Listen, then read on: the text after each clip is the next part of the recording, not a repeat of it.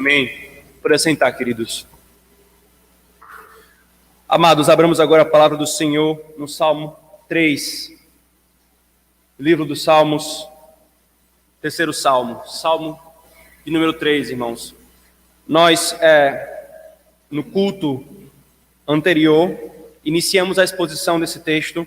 Em razão da extensão da exposição e da ocasião em que nós estávamos, ele foi abreviado a sua exposição para que nós concluíssemos ela no culto seguinte, e assim nós faremos. Salmo 3. Salmo 3. Deixa-me só abrir aqui.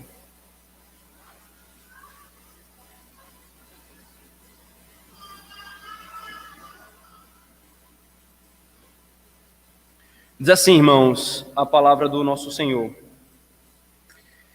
Salmo de Davi, quando fugia de Absalão, seu filho. Senhor, como tem crescido o número dos meus adversários. São numerosos que se levantam contra mim. São muitos os que dizem de mim, não há em Deus salvação para ele. Porém tu, Senhor, és o meu escudo, és a minha glória, e o que exaltas a minha cabeça. Com a minha voz clamo ao Senhor, e ele do seu santo monte me responde. Deito-me e pego no sono, acordo, porque o Senhor me sustenta. Não tenho medo de milhares do povo que tomam posição contra mim de todos os lados. Levanta-te, Senhor, salva-me, Deus meu, pois feres nos queixos a todos os meus inimigos, e os ímpios quebras os dentes. Do Senhor é a salvação, e sobre o teu povo a tua bênção. Amém e amém. Vamos orar, irmãos, mais uma vez, pedindo ao nosso Senhor a sua bênção. Deus bendito, obrigado, Senhor. Obrigado por estarmos reunidos no teu culto, aquilo que é essencial para o teu povo, Senhor, é essencial para todo ser humano. A nossa alma está inquieta, Senhor, até termos satisfação no Senhor. E o teu culto, o teu santo dia, é a feira da alma, no qual o Senhor expõe um jantar para todos aqueles que estão cansados e sobrecarregados, para os famintos, Senhor. O Senhor é nosso Deus, e nos trata com bondade. Nós oramos em nome de Jesus. Amém. Queridos, deixe-me só...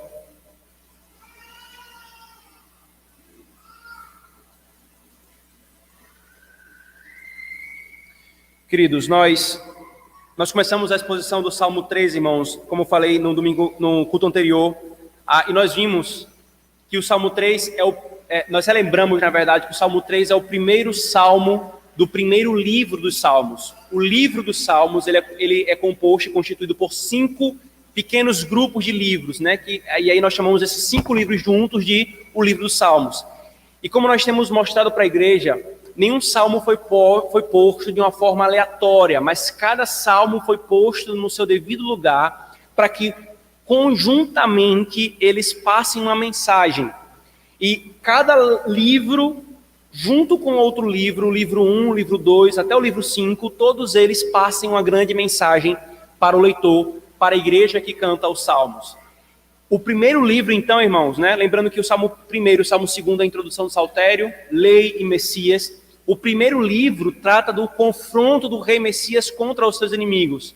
E o primeiro salmo do primeiro livro é aquele salmo que trata de um dos maiores confrontos que o tipo do rei Messias passou. Davi, irmãos, como nós vimos, foi posto pelo Senhor como um tipo do rei Messias, a quem Deus prometeu, ao seu descendente, que ele se assentaria no trono de Israel eternamente. Ele seria rei do seu povo para todo o sempre. Então, nos Salmos, Davi, irmãos, ele é tanto um tipo do rei Messias, quanto, ao mesmo tempo, um crente piedoso. E é nesse sentido que nós temos que abordar o Salmo, sabendo lidar exegeticamente com essas duas realidades que os Salmos estão tratando. E quando nós nos voltamos para o Salmo 13, então, irmãos, nós vimos, como foi dito, Salmo de Davi, quando fugia de Absalão, seu filho.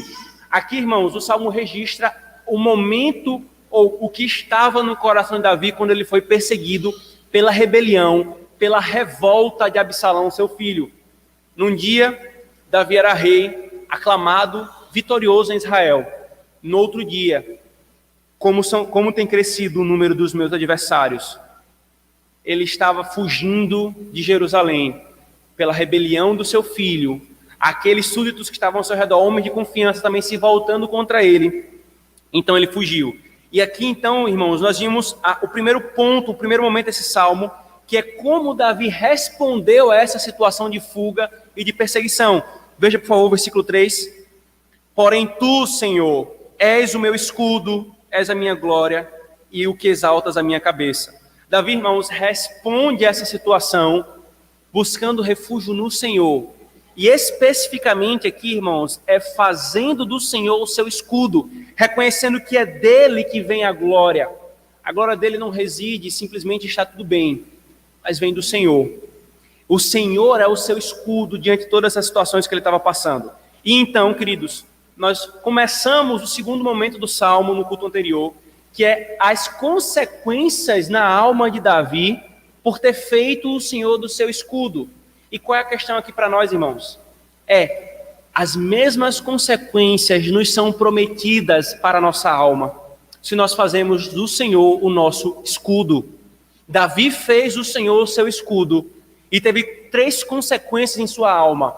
Se nós fizermos do Senhor o nosso escudo, irmãos, nós teremos as mesmas consequências para a nossa alma, os mesmos efeitos na nossa alma, irmãos. O primeiro efeito, nós vimos, é a certeza de que clama e que será respondido. Versículo 4, com a minha voz clama ao Senhor, e ele do seu santo monte me responde.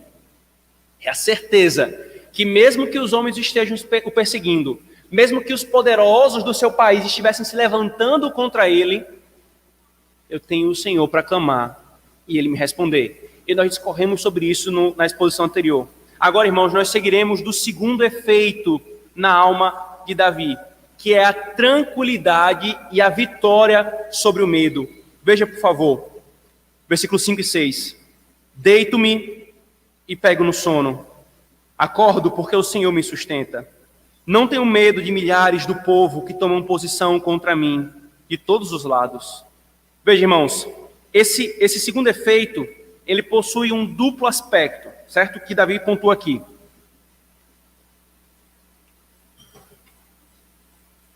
O primeiro, nós vamos chamar de tranquilidade. Diante de uma situação caótica, nesse segundo efeito que Davi tem, e esse primeiro aspecto desse segundo efeito é a tranquilidade.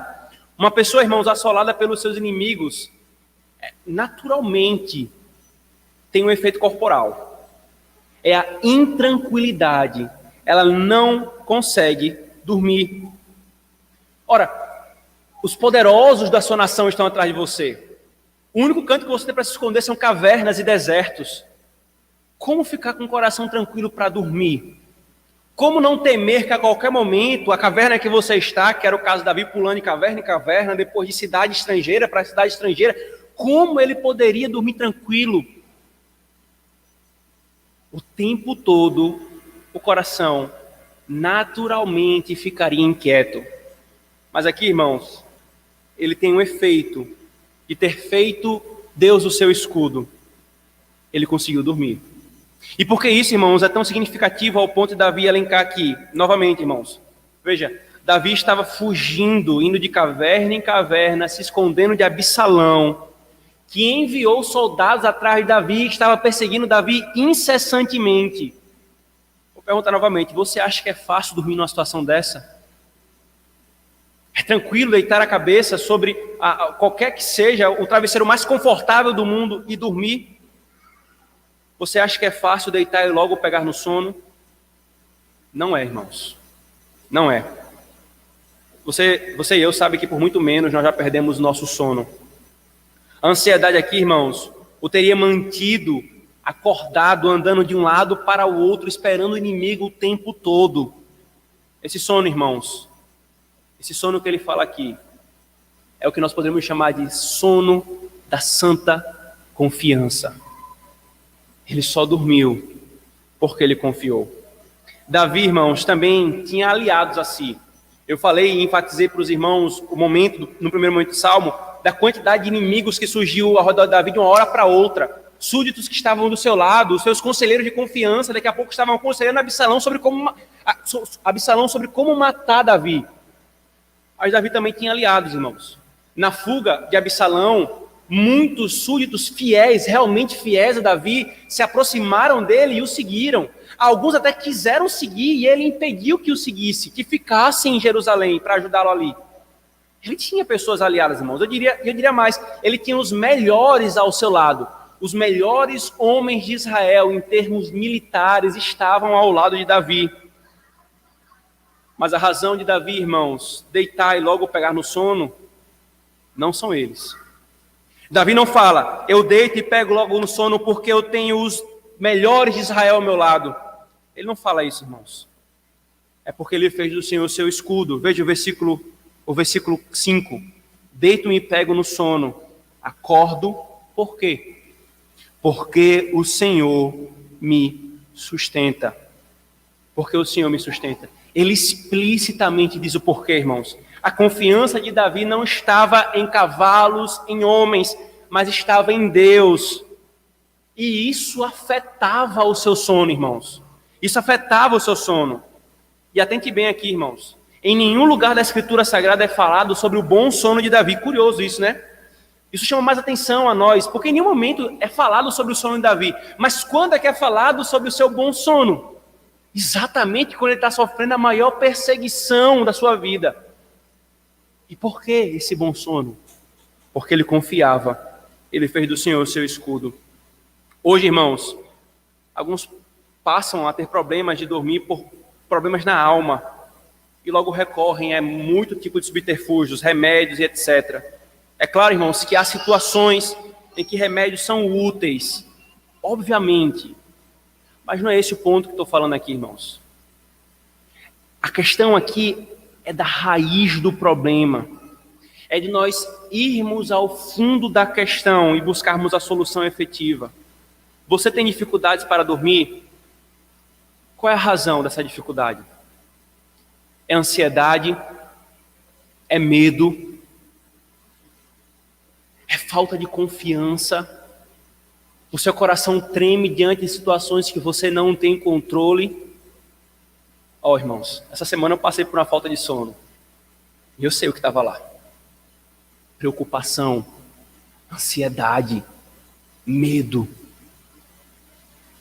É cavarmos fundo, irmãos, para saber o que é que está acontecendo em nosso coração, irmãos.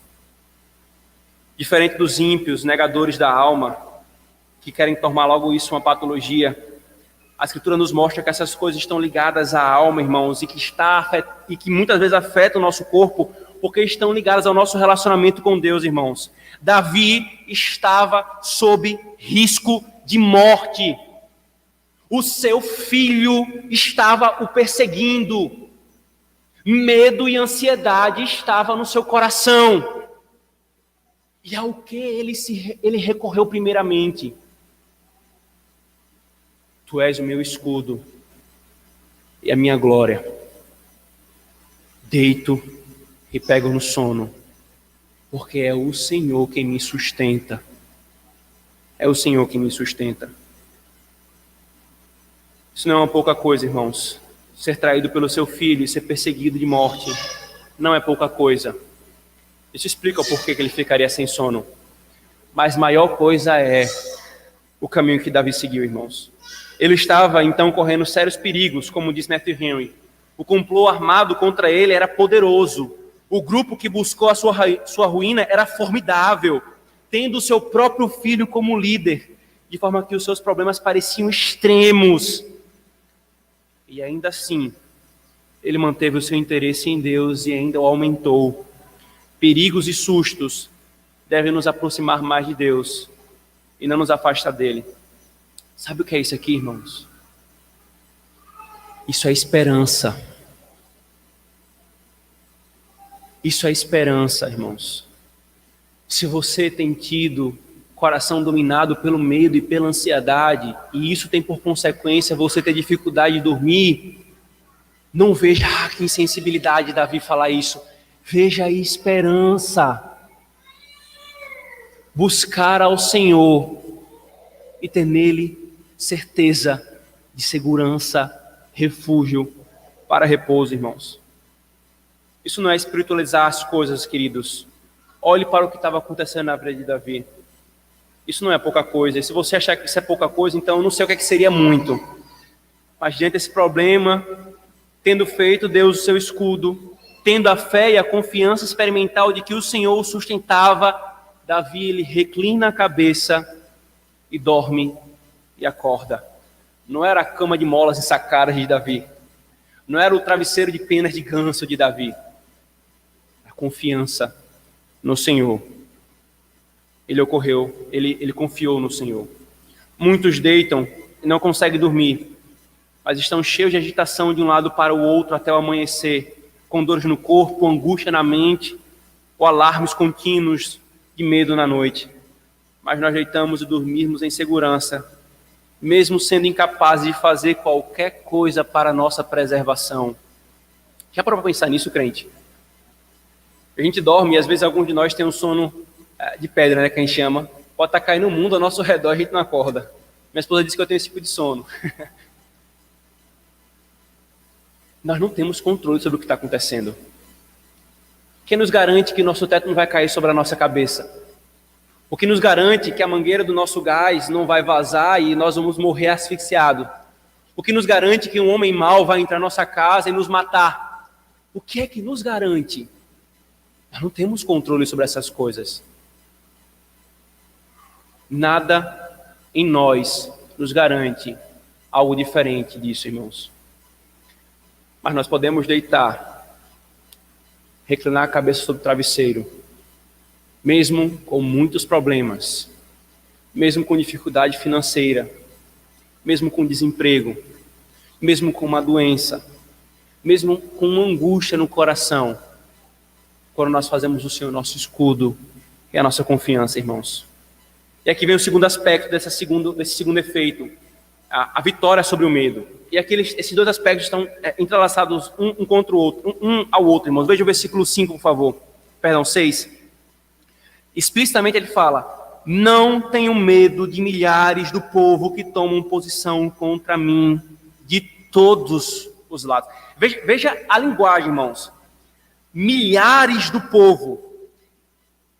A linguagem de guerra que tomam posição contra mim de todos os lados. De todos os lados. Aí tudo isso começou com o quê?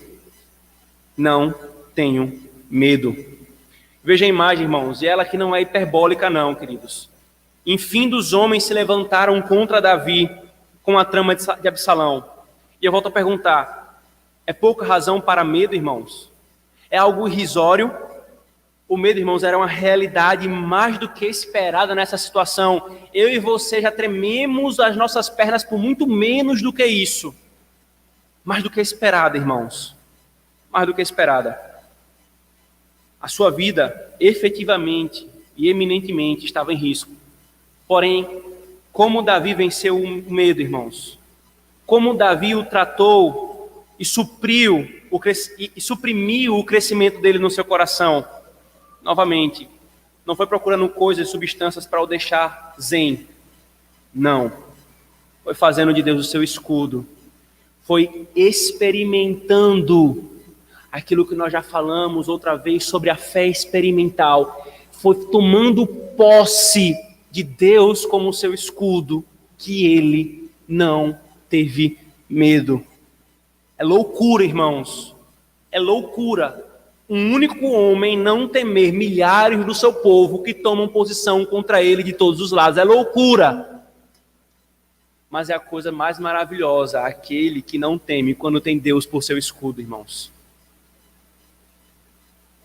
Muito de nossa derrota, irmãos, para o medo, passa pelo fato de real, efetiva e experimentalmente nós não confiarmos em Deus, nós não fazemos dele nosso escudo, irmãos.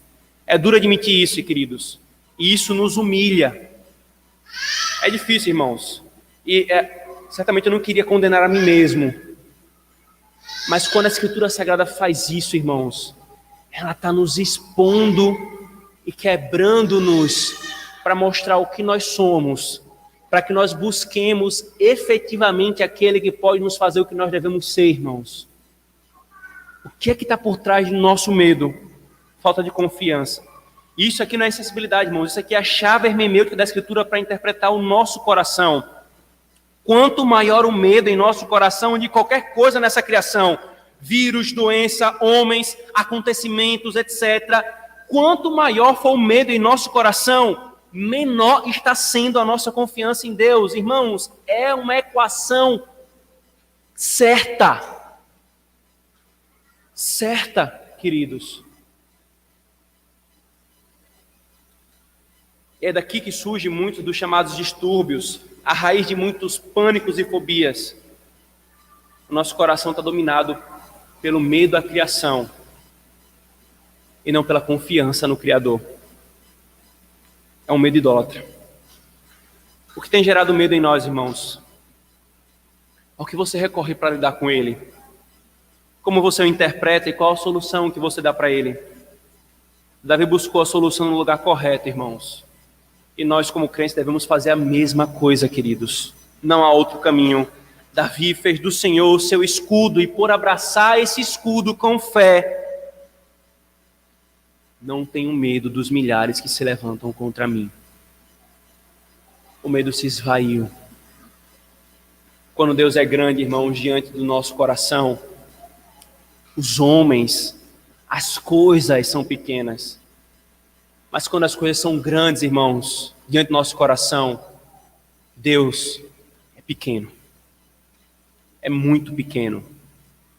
E os nossos pés tremem.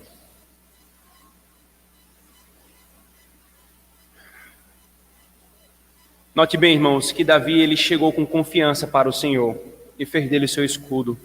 Portanto, aprendamos isso. Quando surgirem os perigos, quando surgirem as tentações de medo, que nós não meçamos o poder de Deus pelo padrão humano, mas desdenhando de todo e qualquer terror que porventura se põe em nosso caminho, nós avancemos para aquele que pode nos proteger. Lembra? Não temam um homem que pode simplesmente matar o corpo. Temam antes a Deus, que pode matar tanto o corpo quanto lançar a alma no inferno. O Senhor nos fala isso, irmãos, é para que nós coloquemos as coisas no seu devido lugar. Ele é que deve ser temido, irmãos. E o terceiro e último efeito, queridos, veja por favor o versículo 7.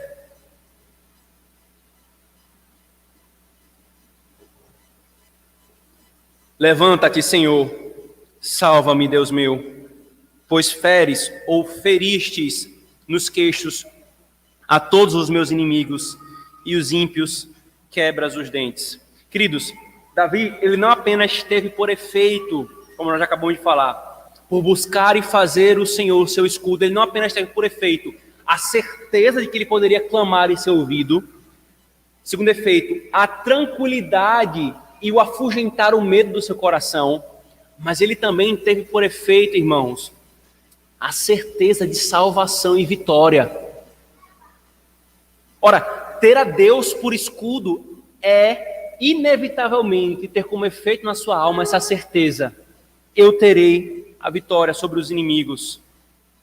O Senhor, irmãos, já havia livrado Davi de outros inimigos. Lembre que essa história passa depois da perseguição que Davi passou por Saul, depois de todas as guerras que ele travou contra os filisteus.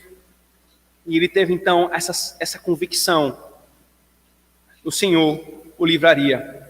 E ele fala isso, irmãos, inclusive, clamando para que faça, levanta-te, ele diz, mas usando um verbo no passado. A nossa versão, irmãos, a ARA, que nós usamos em sua maioria, ela coloca pois feres, no presente. Mas algumas versões, por causa da discussão do termo hebraico aqui, coloca no passado, como uma certeza, um fato. Davi clama ao Senhor com a certeza tal que ele já expressa isso no passado: pois feristes os meus inimigos. E aqui ele pode estar fazendo referência a situações anteriores, mas sem dúvida, irmãos, está ligado a essa convicção do poder de Deus de salvá-lo dos seus inimigos, irmãos. O Senhor o livrará dos seus inimigos. E essa esperança, irmãos, só pertence e é dada a quem faz do Senhor o seu escudo. Do contrário, irmãos, só a desesperança de que o mal triunfará. Nós não somos, irmãos, como os homens que não têm esperança, que matam e morrem por essa era, que quando vem o mal se avolumando, fazem tudo pelo seu poder, pela sua força, para suprimi-lo. Nós temos uma esperança, e Davi colocou ela no seu devido lugar. A sua esperança está em Deus. Ele fere os seus inimigos. Sobre esse último efeito, irmãos, eu queria pontuar algumas coisas. Primeiro, crente. Às vezes o pecado em nosso coração, irmãos, que foi o inimigo que nós destacamos na nossa exposição anterior, ele parece tão grande, a gente pode falar como outros salmos que Davi fala: Senhor, os meus pecados eles estão subindo pela minha cabeça, como alguém afundando num lamaçal, numa areia movediça. Às vezes é assim que nós nos sentimos, irmãos. E a desesperança bate em nosso coração. Você sabe que isso é verdade. Mas o que esse salmo está nos mostrando, irmãos, é que nunca morrerá a nossa esperança, porque Deus é o escudo do seu povo. Ele fere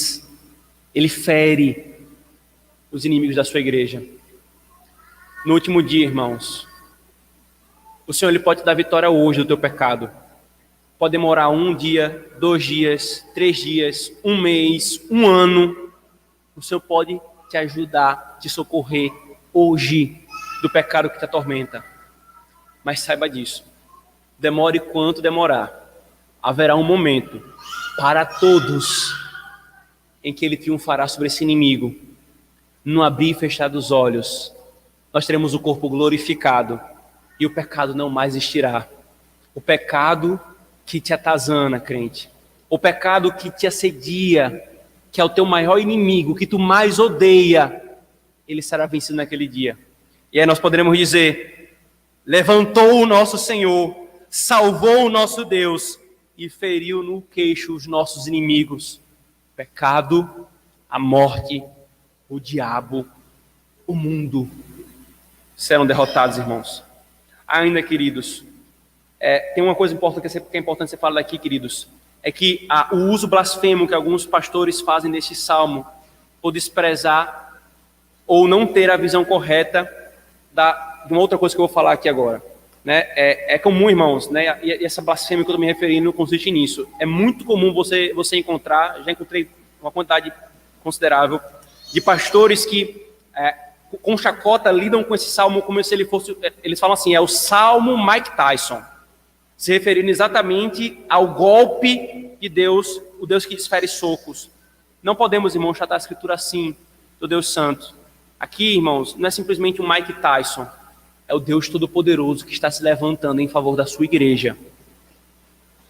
E por que essa brincadeira, essa chacota, irmãos? Porque não entende a segunda coisa aqui que é importante ser falada, irmãos. É que implicitamente aqui, irmãos, está sendo desprezado por estes o lugar e a importância dos salmos imprecatórios.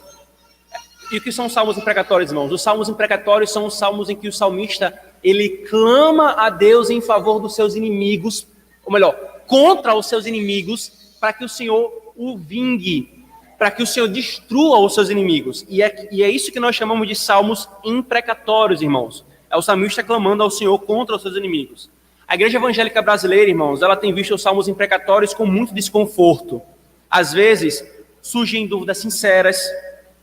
Às vezes, surge em franca oposição e obstinada oposição. E quais são as razões, irmãos, dessa dificuldade da igreja evangélica para com salmos imprecatórios? E, inclusive, esse é um ponto que alguns levantam contra o cântico dos salmos. Como é que nós vamos cantar os salmos imprecatórios? Nós estamos no evangelho, etc, etc. Quais são algumas dificuldades que estão aqui, irmãos? Primeiro, a transformação da obra de Cristo e o próprio Cristo em um pacifista e em pacifismo. E aí isso horroriza o coração de alguns. Um Deus que vinga o seu povo contra os seus inimigos. Por quê? Fez-se de Cristo e do cristianismo um pacifismo, o que não é, irmãos. Segundo, uma visão desproporcional e idólatra dos atributos de Deus, afirmando que Deus é mais amor e menos justiça. E não há isso, irmãos, em Deus. Deus é totalmente, plenamente o que Ele é em todos os seus atributos. Deus é justiça e Deus é amor.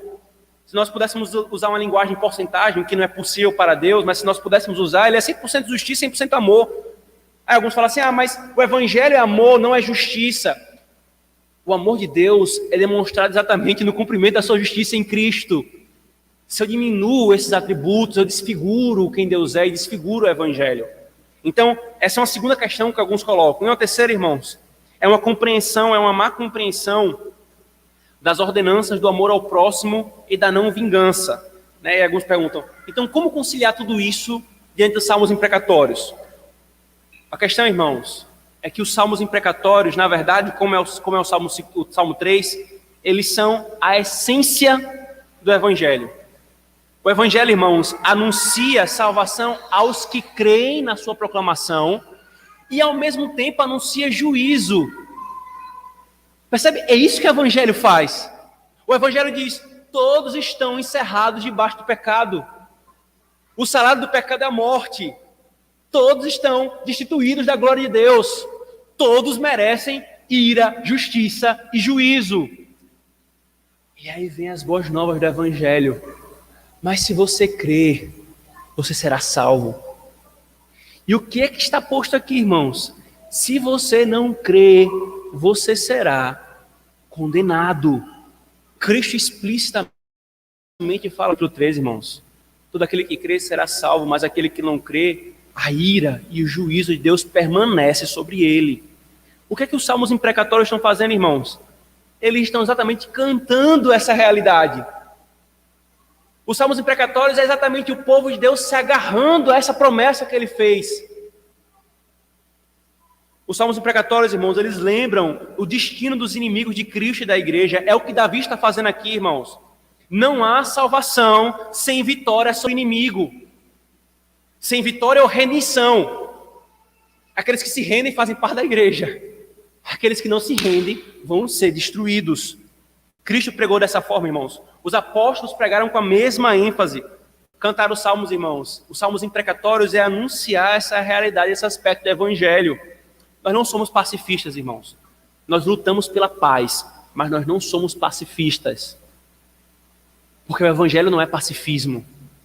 O evangelho é creia no Senhor Jesus e serás salvo. Mas se você não crê, não somos nós que vamos pegar em espadas contra vocês, como fazem os muçulmanos. É o próprio Deus.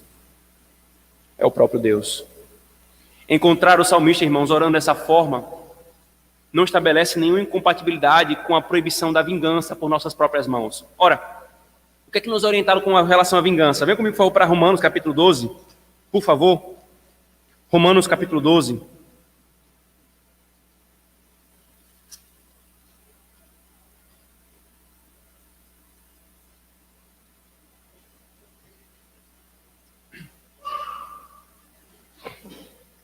Romanos capítulo 12, versículo 19. Não vos vingueis a vós mesmos, amados, mas dá lugar à ira, porque está escrito, a mim me pertence a vingança. Eu é que retribuirei, diz o Senhor. Irmãos, onde é que está o pecado da vingança? Está em eu fazer com minhas próprias mãos. O Senhor está falando, não se vingue dos seus inimigos. Dê lugar à ira. Por quê? Aí o próprio texto que diz do porquê que eu não tenho que me vingar, ele diz, porque ao Senhor pertence a vingança. E o que é que Davi está fazendo? O que é que os salmistas fazem no salmo imprecatório, irmãos? Eles entregam ao Senhor a vingança. Exatamente reconhecendo que Deus é justo. Irmãos, isso é tão claro que não há incompatibilidade desse tipo de oração com o mandamento contra a vingança. É que se você lembrar bem, quando Absalão foi morto, como foi que Davi reagiu? Davi, ele lamentou. Era o seu filho. Estava procurando matá-lo. É o inimigo que ele falou aqui, Senhor, fere-os no queixo. Mas ele não estava consumido por um desejo pecaminoso de vingança. Ele entregou a vingança ao Senhor. E o Senhor executou. O Senhor fez aquilo. Além disso, irmãos, os santos glorificados que aguardam a ressurreição estão fazendo o quê? Venha comigo para Apocalipse capítulo 6, por favor. Apocalipse, capítulo 6, versículo 9 a 11.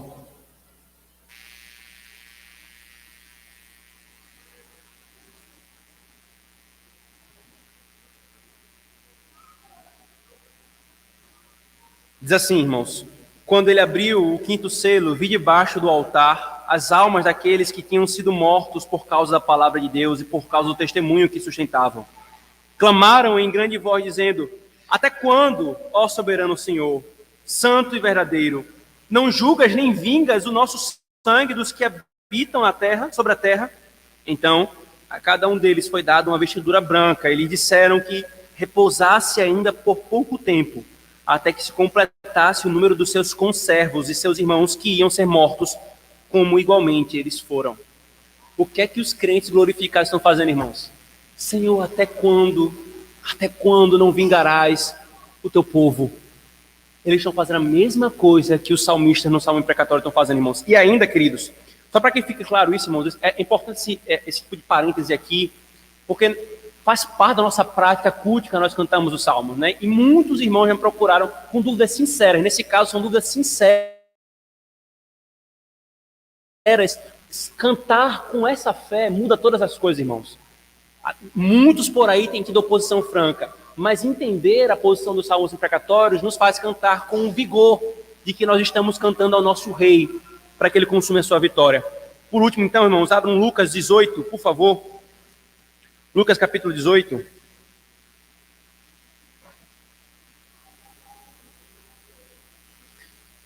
Versículo 1 a 8. E aqui, irmãos, os salmos imprecatórios nos lembram exatamente da justiça do nosso Deus. De que de todos segundo as suas obras, de que, irmãos, nós podemos descansar que ele é justo. Disse-lhe Jesus, Lucas 18, 1 a 7, disse-lhe Jesus uma palavra sobre o dever de orar sempre e nunca esmorecer. Havia em certa cidade um juiz que não temia a Deus, nem respeitava homem algum. Havia também naquela mesma cidade uma viúva que vinha ter com ele, dizendo: julga a minha causa contra o meu adversário. Ele por algum tempo não quis atender, mas depois disse consigo: bem que eu não temo a Deus, nem respeito a homem algum. Todavia, como esta viúva me importuna, julgarei a sua causa, para suceder que, por fim, venha a molestar-me. Então disse o Senhor: considerai no que diz esse juiz iníquo. Não fará Deus justiça aos seus escolhidos, que a ele clamam dia e noite, embora pareça demorado em defendê-los? Não fará justiça Deus ao seu povo, que está clamando dia e noite? Igreja, quando você canta os salmos imprecatórios, você está incluído nesse versículo. Você está clamando dia e noite para que o Senhor faça justiça contra os seus inimigos. O Salmo 3, irmãos, é o primeiro dos salmos imprecatórios, por isso saiba disso. Esse tipo de salmo fala do Evangelho. O Evangelho que clama a salvação sobre os que creem e juízo sobre os que não creem. O Evangelho que pressupõe que Deus tomará a vingança dos inimigos da igreja. Negar isso, irmãos, é negar o Evangelho. Por isso, crente, cante os salmos imprecatórios, leia os salmos imprecatórios, ore os salmos imprecatórios com o coração correto, não fazendo dos salmos imprecatórios um motivo pecaminoso de vingança, mas olhando para o aspecto escatológico desse salmo, do que ele fala. E por último, irmãos, veja o versículo, por favor, 8 do Salmo 3. Do Senhor é a salvação, e sobre o teu povo a tua bênção. Aqui, irmãos, vem a terceira parte do Salmo, a razão por ser Deus o escudo do seu povo. Veja, na primeira parte nós vimos que o seu povo faz Deus o seu escudo. Depois nós vimos os efeitos na alma do povo de Deus por fazer de Deus o seu escudo. E agora nós temos aqui a razão do porquê nós fazemos de Deus nosso escudo. Davi confiou no Senhor e fez dele o seu escudo. E o que o levou a isso, irmãos? O que levou Davi a fazer isso, irmãos, não havia nada nele que o levasse a isso. O que levou Davi a confiar no Senhor e fazer dele o seu escudo? A resposta, irmãos, está no próprio Deus, nesse versículo 8. Porque do Senhor é a salvação. Porque o Senhor é o único É o único que deve ser feito de escudo, irmãos. Somente a ele pertence a salvação. Davi fala, do Senhor é a salvação. Falando de outra forma, a salvação pertence ao Senhor, como fala,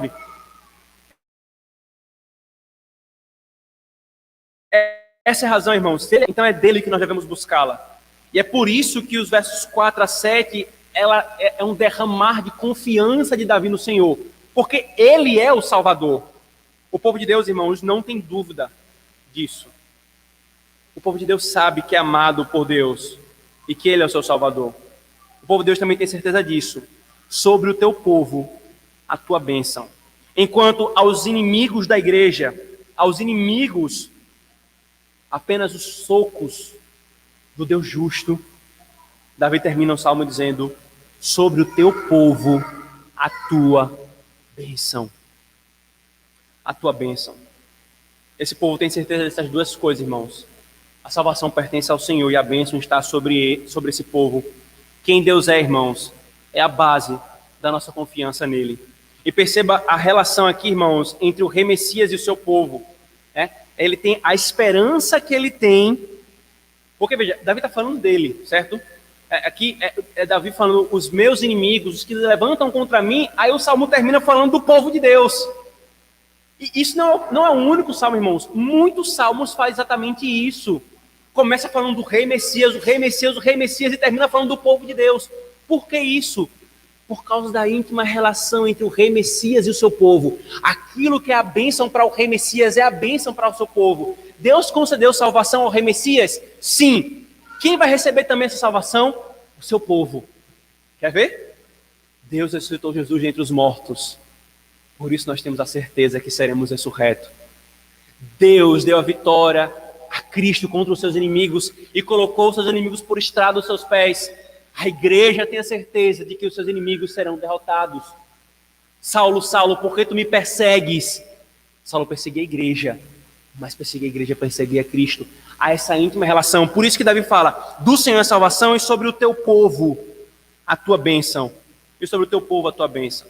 Isso aqui, irmãos, nos mostra o amor de Deus em favor da sua igreja. E isso também, irmãos, humilha os que buscam salvação em si mesmos e na sua capacidade. É dele a salvação, irmãos, não em nós. E como nós procuramos salvação em nós mesmos, irmãos? O tempo todo procurando salvação em nós mesmos. Ainda que nós coloquemos a salvação em outro, ainda assim é a confiança de que nós sabemos escolher o nosso Salvador. Mas não é assim, irmãos. Percebam uma coisa. Como começou a fé de Davi? A sua fé, ela se torna triunfante, irmãos. A bênção de Deus está com o seu povo. O Senhor promete salvar. Ele começa o salmo, irmãos, com um clamor, um medo, ou melhor, uma confiança por causa dos seus inimigos que lhe provocariam medo. E ela termina como, irmãos? Os seus inimigos se levantam contra ele. Mas o salmo termina com um triunfo do Senhor sobre os seus inimigos. Percebe o movimento, irmãos? E é esse movimento que a nossa alma tem que fazer em todas as nossas lidas e questões da vida, irmãos. Nunca é estagnar no Senhor como aumentam os meus inimigos, irmãos. E como nós fazemos isso também, queridos? Como nós paramos no Senhor, como aumenta o número dos meus adversários, como são numerosos que se levantam contra mim, e nós ficamos remoendo, Senhor, como aumenta os nossos adversários, Senhor, como são grandes os números, Senhor, e fica nisso, remoendo, e parece que tem prazer nisso. A nossa alma parece ter prazer nisso. Mas o movimento não é esse, irmãos. O movimento é, Senhor, como aumentam os meus inimigos. O Senhor é a salvação. A bênção dele está sobre o seu povo. Ele tem poder para salvar, irmãos. Mesmo sendo o perigo tão grande, é sua prerrogativa salvar. Quando todas as outras ajudas e socorros falham, é seu prazer, é sua propriedade, é sua promessa salvar o seu povo, irmãos. Se ele não te salvar de ficar sem pegar uma doença, ele te salvará de curá-la. Se ele não te salvar de curá-la, ele pode salvar de você morrer em poucos dias. Se ele não te salvar de você morrer em poucos dias e vier a morrer, ele te salvará eternamente. A salvação dele, irmãos, vai ser consumada, porque dele é a salvação e sobre o seu povo está a sua bênção. Ele não apenas tem o poder para salvar, como também assegurou que faria isso, irmãos. Nós podemos concluir que o povo de Deus, mesmo quando sob reprovação e censura dos homens, certamente é abençoado por ele, que abençoa de fato e pode executar e derramar essa bênção. Crente, que o Salmo 3 revele a nós e temos diante de nós isso. O nosso rei Messias que lutou contra os seus muitos inimigos, mas que no final teve a salvação do Senhor. Foi ressuscitado entre os mortos, assentou à destra de Deus Pai, e todos os seus inimigos foram postos por estrado dos seus pés. E que ao mesmo tempo, irmãos, possa trazer ao nosso coração o conforto e a segurança de que nós podemos fazer Deus nosso escudo, das consequências e efeitos que isso traz para a nossa alma, e da convicção, e a base e razão disso. Ele é o Salvador. Ele é o abençoador. Amém, irmãos. Oremos. Senhor, como tem crescido, Senhor, o número dos nossos adversários. São numerosos, Senhor, os que se levantam contra nós. Muitos dizem de nós, Senhor, não há em Deus salvação para eles. Porém, Tu, Senhor, és o nosso escudo, és a nossa glória. É Tu que exaltas a nossa cabeça, Senhor. Nós podemos clamar a Ti, do Seu santo monte, Tu nos responder. Nós podemos deitar e pegar no sono e acordar, porque é o Senhor quem nos sustenta. Pode, Senhor, os milhares da nossa nação, governos e governantes, pode, Senhor, o nosso pecado, pode Satanás, Senhor, pode o mundo tomar posição contra nós, de todos os lados. Mas o Senhor se levanta, o Senhor salva o Teu povo, o Senhor fere esses inimigos nos queixos, porque do Senhor é salvação, e sobre nós, o Teu povo, Senhor, a Tua bênção. Dar-nos, Senhor, de experimentarmos isso com profundidade, Senhor.